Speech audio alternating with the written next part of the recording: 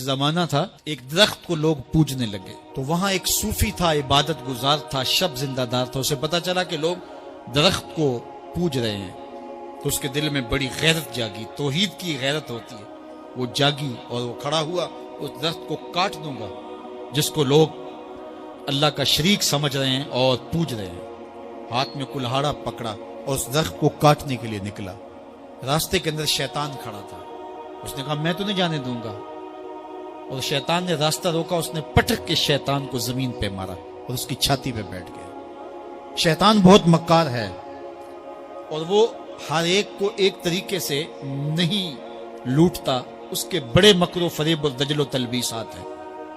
اس نے دوسرا طریقہ اختیار کیا، اس نے کہا جناب آپ عبادت گزار ہیں، تہجد گزار ہیں، شب زندہ دار ہیں، آپ درخت کو کاٹیں گے، لوگ آپ کے مخالف ہو جائیں گے، پھر آپ کو ان کے مقابل کھڑا ہونا پڑے گا، اور سویرے شام لڑائی ہی لڑائی، آپ کی عبادتوں کے وقت میں خلل آئے گا۔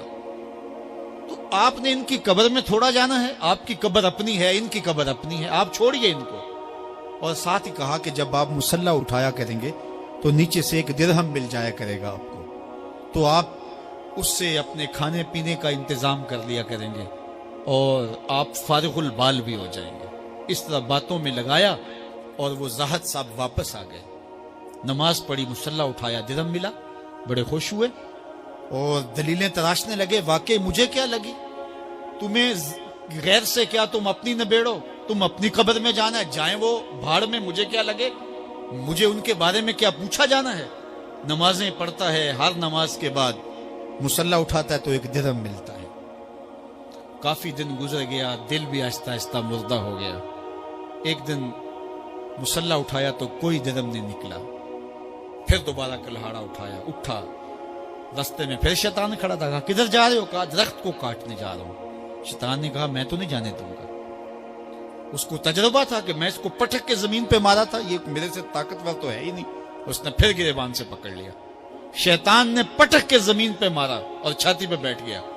وہ زاہد صاحب پریشان ہو گئے، شیطان کو کہنے لگے کہ یہ کیسے ہوا، میرا تو تجربہ ماضی کا یہ تھا کہ میں طاقتور ہوں، تم کمزور ہو، لیکن اب تم نے پٹک کے مجھے زمین پہ مارا۔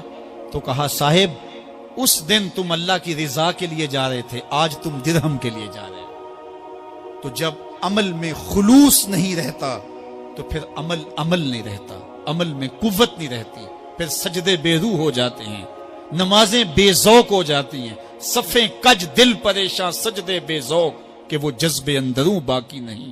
نماز روزہ حج زکوٰۃ سب کچھ ہے باقی مگر تو باقی نہیں۔ پھر سب کچھ چلتا رہتا ہے لیکن رسم ہوتی ہے، لا یبقى من الاسلام الا اسمہ ولا یبقى من القرآن الا رسمہ۔ پھر قرآن پڑھا جاتا ہے، رسم ہوتا ہے، قرآن دل کو پھر نہیں بدلتا، اس لیے کہ رسم ادا ہو رہی ہوتی ہے۔ جب رسم ادا ہو رہی ہو تو پھر قرآن دل کو نہیں بدلتا۔ جب قرآن کے طور پہ پڑھا جا رہا ہو پھر یہ دلوں میں رنگ اتارتا ہے اور معرفت کا نور دیتا ہے اور دلوں کے زنگ اتارتا ہے۔ حضرت عبداللہ ابن عباس غالباً بیٹھے تھے تو آپ کے پاس کوئی تابعی بیٹھے تھے، تو اچانک آپ نے فرمایا تمہیں جنتی عورت نہ دکھاؤں؟ انہوں نے کہا جی دکھائیے۔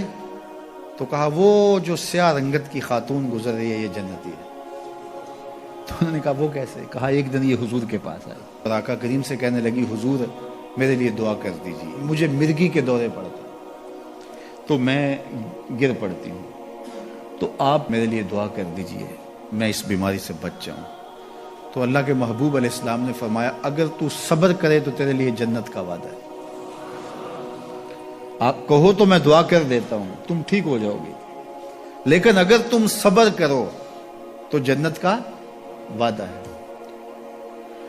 تو اس نے کہا ٹھیک ہے مجھے منظور ہے، جنت وعدہ ٹھیک ہے، لیکن جب میں گرتی ہوں تو میرا پردہ کھل جاتا ہے، عورت ذات ہوں، چلو ٹھیک ہے بیماری رہے گروں بھی لیکن اتنی دعا تو کر دیں کہ پردہ نہ کھلے۔ تو اللہ کے محبوب نے فرمایا ہاں یہ دعا میں کر دیتا ہوں۔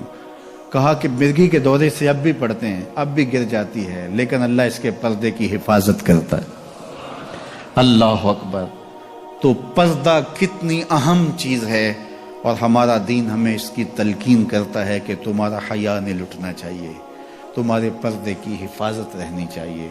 حیا دین ہے اور حیا کے ساتھ اسلام کا تعلق کتنا گہرا ہے کہ یہ دونوں جڑی ہوئی چیزیں ہیں. ایک رخصت شے ہوتی ہے تو دوسری بھی رخصت ہوتی ہے.